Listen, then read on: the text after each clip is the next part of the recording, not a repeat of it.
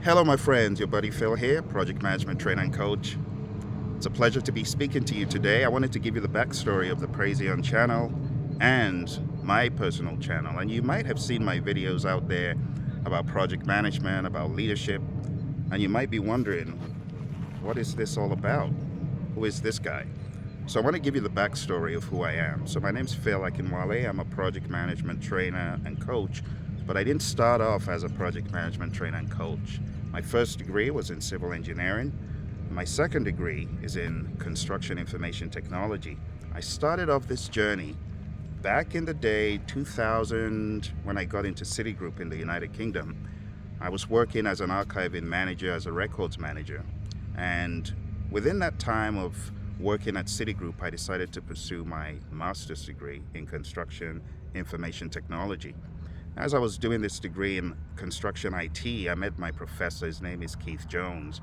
And Keith Jones said, I feel that you should do a dissertation on barriers to implementing project management systems.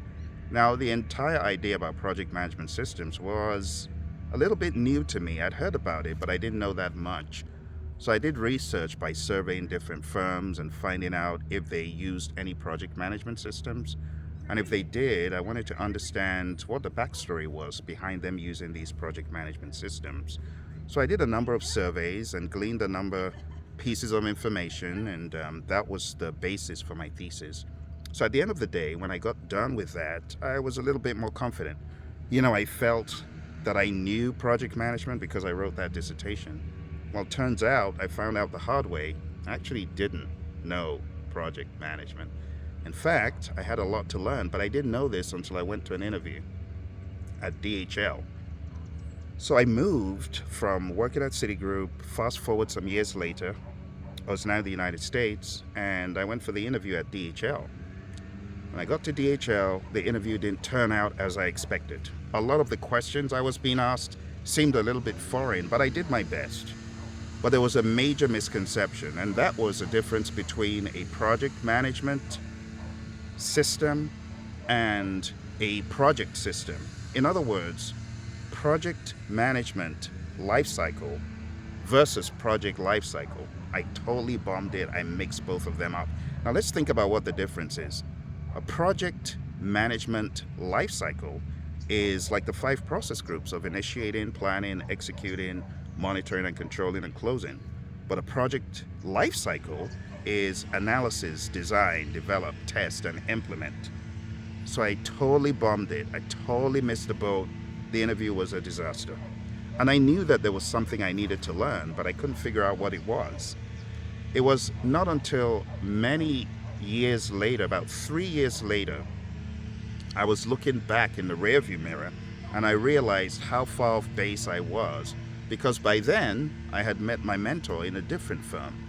So when I bombed that DHL interview, I went for a few other interviews and I got employment, but it wasn't in project management like I was expecting.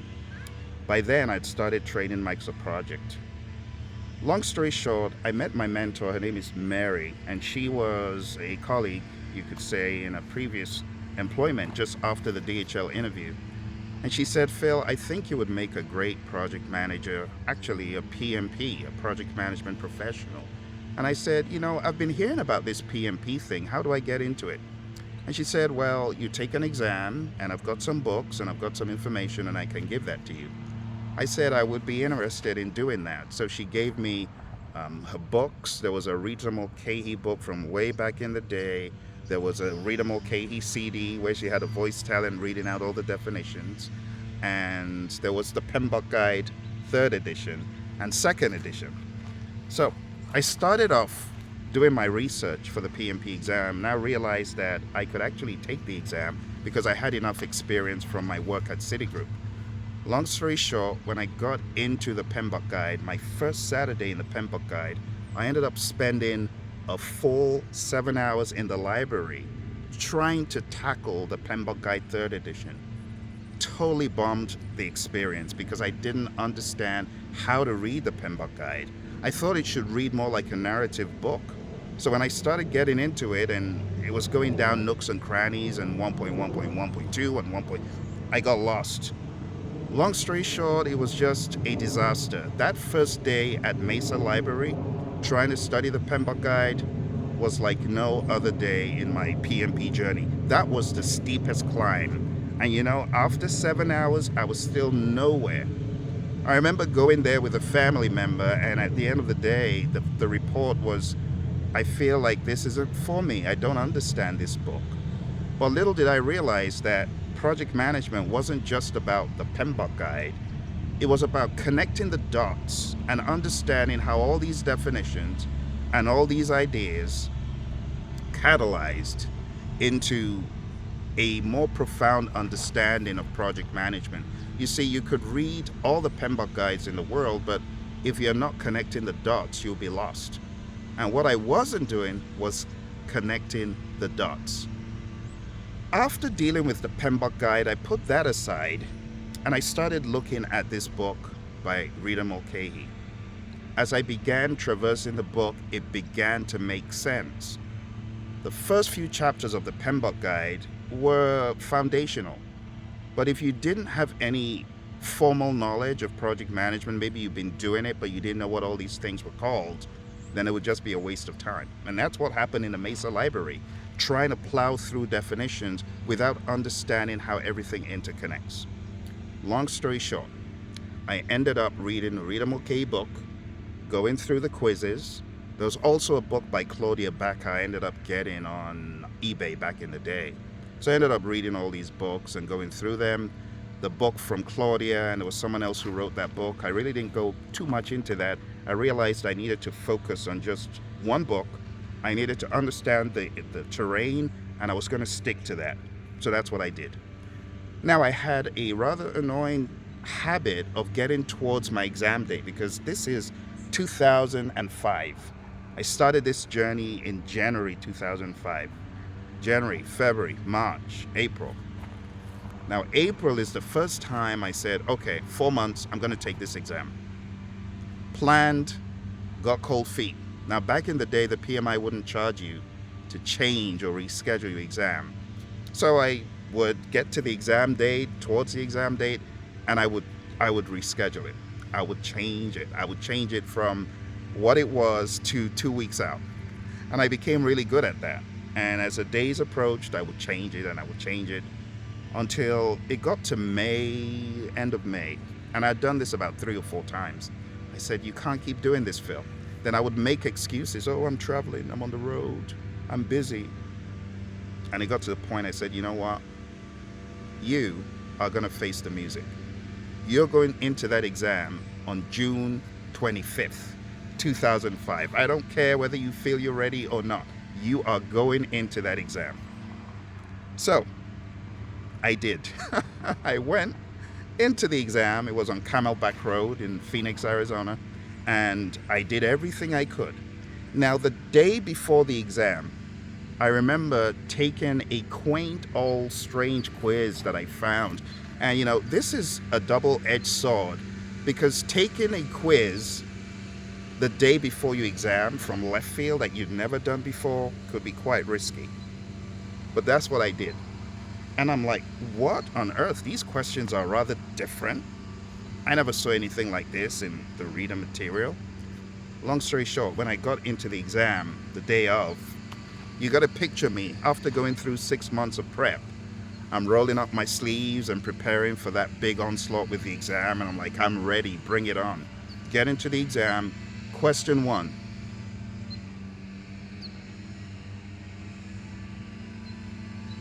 Crickets in my head. Nothing's connecting. Nothing's going off. Then question 2. Same thing. Crickets. Absolutely clueless. Question 3. 4. 5. By this time, I'm wondering, am I in the right exam? Am I really in the right place? Question 7, 8, 9, 10, 11, 12. No difference. There are few that I was able to guess, like an eeny, meeny, miny, mo thing, but I wasn't entirely sure if that was the right answer. Can you imagine going through 20 questions and not knowing if that is the right answer, but just keep plowing through?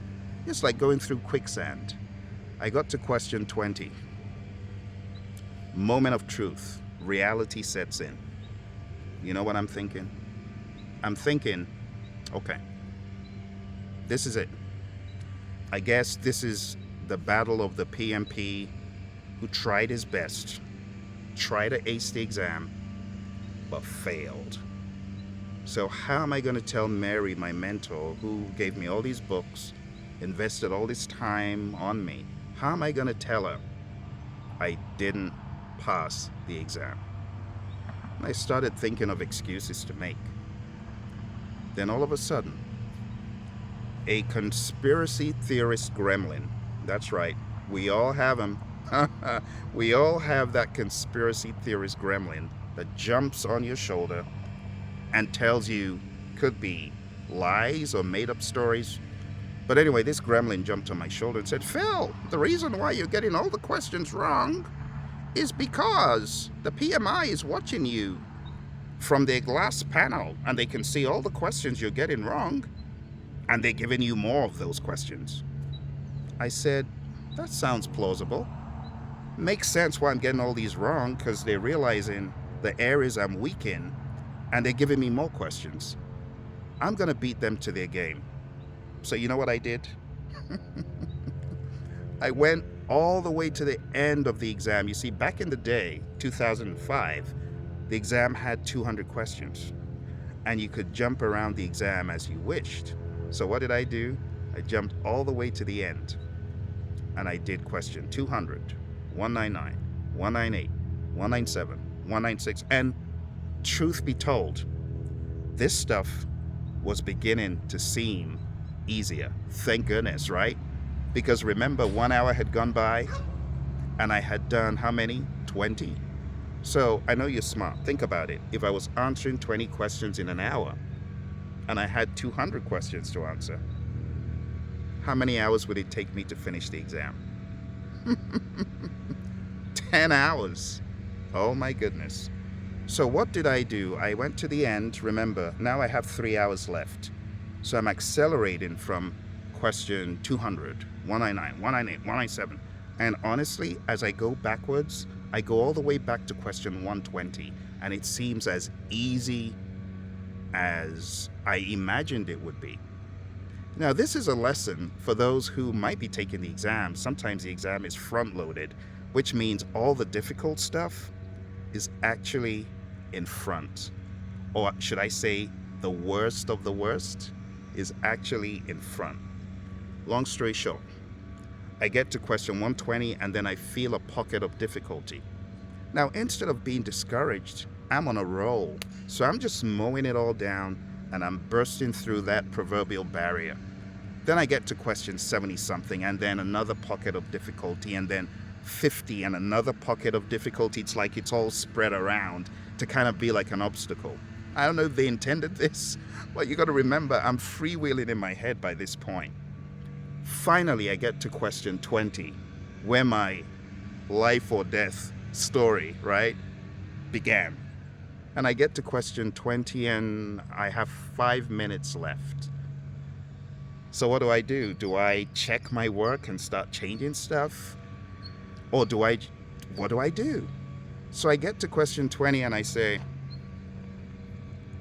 my head is gone. That's it. I have nothing left.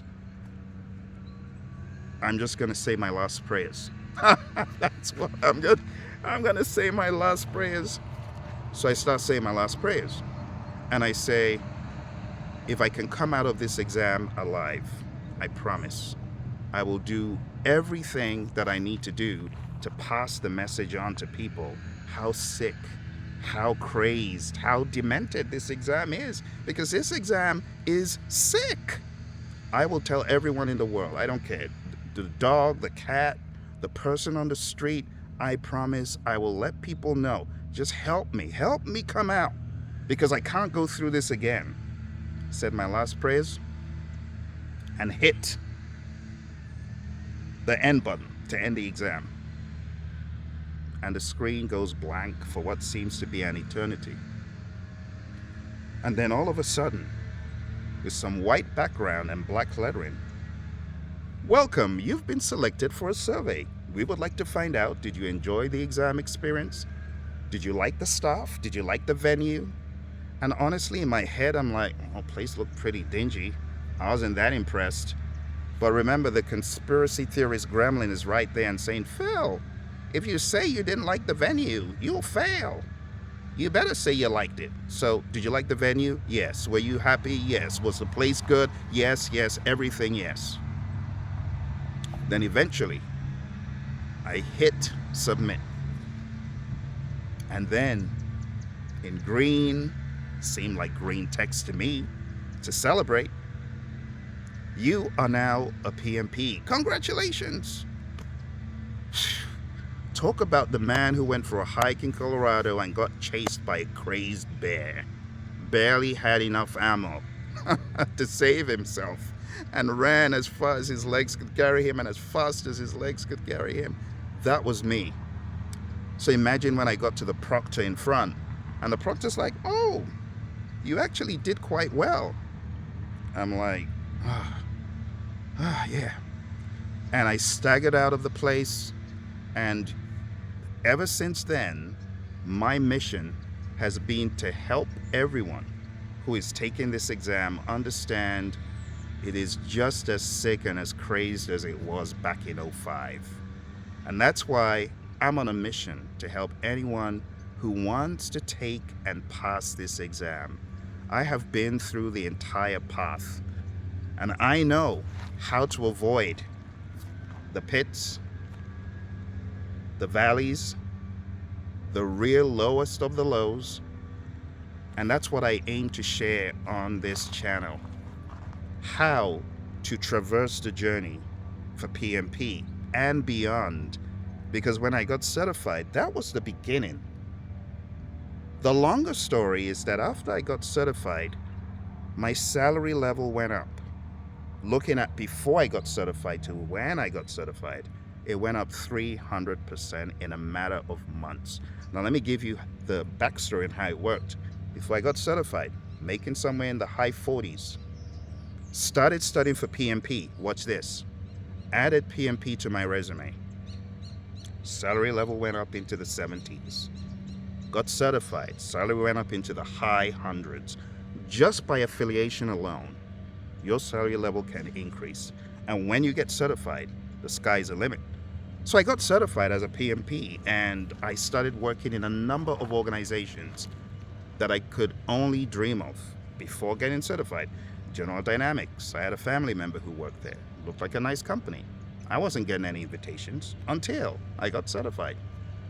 Ended up working in General Dynamics within weeks on a huge, massive project. I will not disclose the details because it's confidential. But worked at General Dynamics, and that opened my mind up to the possibilities of aerospace, defense, and space, and so on. So I began to have my eye on Honeywell. Long story short, I took a hiatus, took a break, and then came back towards the end of '05. So I went over back to the United Kingdom, kind of chill for a little bit, and then I was interviewed by Honeywell while I was out taking a break because someone found my resume just as I was about to get on the plane. And they said, you make a good fit for this. What were they looking for? They were looking for an earned value management expert, someone who knew about earned value. I'm like, wow, I fit the bill. I know about earned value. I studied it for my exam. But they were going to ask me questions about an earned value management system and how to implement it. So what did I do? I started studying. I studied at Defense Acquisition University, the ins and outs of pragmatic earned value and cost management. So when I got to the interview, I was already battle ready. And I gave them the entire story of how to implement an earned value management system. Everything from start to finish. Everything about the resources, everything about the scope, everything about the milestones, all about the different ways earned value could be measured. Long story short, I started that job January 2006. Got into Honeywell. Started working as an earned value consultant. Somewhere along the way, it came to my attention that people were trying to pass the PMP exam at Honeywell. and they were failing the exam. And many of these were colleagues and people that I had met, and some of them high above in the firm and so on, all the way up to director, VP level. Long story short, I told my boss, hey, I think I can help these people because I studied like a maniac for my exam. This stuff is still in my head. How about I begin teaching them this stuff? And he said, oh, that sounds like a good idea. Let me talk to my boss. So my boss decides to talk to Mark, his boss. My boss is Jim. Jim talks to Mark. And Mark says, oh, yeah, that'll be great. Where there's food, people show up. Why don't we make this like a bi-weekly thing? For the first session, we'll put some pizzas out there, and hopefully the people will show up. And my goodness, show up they did. My first session, the room was packed. That conference room at Airlane, if you know about Honeywell, the Airlane facility, we have a number of buildings there. I was in one of the buildings, and in that little conference room, that is where my next wave of career really started. Because even though I was a PMP, little did I know that those humble beginnings in that conference room at Honeywell would transform me into a project management and leadership coach on a world stage, training the likes of NASA and the FBI, spending a whole week with our men and women in uniform at Mildenhall, a place out there in the United Kingdom where our United States Air Force is. Also Fort Lee in Virginia. Spent a whole week training nothing but PMP. Spent time with the Department of Commerce people in DC and the Department of Transport people on the West Coast, and the list goes on. But little did I know that my humble beginnings at Honeywell, after I got certified, would take me on a global stage, helping people to know more about project management, get certified, and be the best version of themselves. And that's why my twofold passion is, one, help people know more about project management, help people understand about the PMP exam, but beyond that, the way to succeed in life was revealed to me by someone we call America's leadership guru. His name is John C. Maxwell. And I was fortunate to be introduced to John's work because he had come visiting our church once, and even though I missed that service, I was told, hey, there's this guy called John, and he wrote this book called The 360-Degree Leader. You should read it. So I got the 360-Degree Leader because a time came and I needed to train leadership. And I realized I really didn't know enough. I knew project management, but leadership was a different beast. I ended up joining John Maxwell's team. I was a founding member of the John Maxwell team back in 2011, thereabouts. Began to learn from John. Got challenged by John. Got challenged to actually write a book and put my name on it by John. Ended up doing that. And as time proceeded and as I went through John's enormous library of material, I began teaching this to firms. I began holding conferences in leadership. Eventually, I began reading more to the point that I felt I had my own spin on leadership for project management. So in 2021, as COVID was getting crazier, I decided I needed to launch a leadership platform to help project managers know more about leadership. So I founded the Project Leadership Institute. You can go to projectleadershipinstitute.com and learn more about the curricula that I teach to organizations and to an elite group of project managers who are PMP certified, and they are my inner circle, and we meet every week. We have a group that meets on Thursdays, we have a group that meets on Saturdays, and it's exclusive for those who are PMPs. So if you are a PMP and you want to know more about the programs, you can always put a comment below and I'll let you know when there are programs coming up or when there's availability to join. Because joining is very, very hard when we have so many people interested in the program. But we have auxiliary programs in what I call PM 360. And maybe you'll see a PM 360 pop up for either leadership or agile, or project management, or project management as it's applied to the real world. It will be a pleasure to have you on some of those. So stay tuned to the channel and you'll definitely get notified when those are available. But I ended up founding the Project Leadership Institute. John was very encouraging. He was our keynote speaker. And since 2021, we have grown in leaps and bounds. Since I got affiliated with John Maxwell, I've written over 40 books. And it was all because of leadership. And as John says, everything rises and falls on leadership. So growth in the professional world is twofold. You got your project management or whatever you studied, but the leadership piece is actually the more important one because everything rises and falls on leadership. So I hope this backstory has given you a good idea of what the channel is about and what we do, what my team and I do. If you would like to know more, go on down to the Praizion website, praizion.com, or you could just email support@praizion.com. I visit organizations worldwide, training, coaching them in project management, in leadership, in Agile. And the story about Agile, that's for another day. I look forward to having a conversation with you again. If you got any questions whatsoever, please put them in the comments below. And I look forward to seeing you again on this channel. Like, subscribe, share, follow me on LinkedIn. I also post on LinkedIn and I do a lot of LinkedIn Lives. Thank you very much. I'll talk to you soon.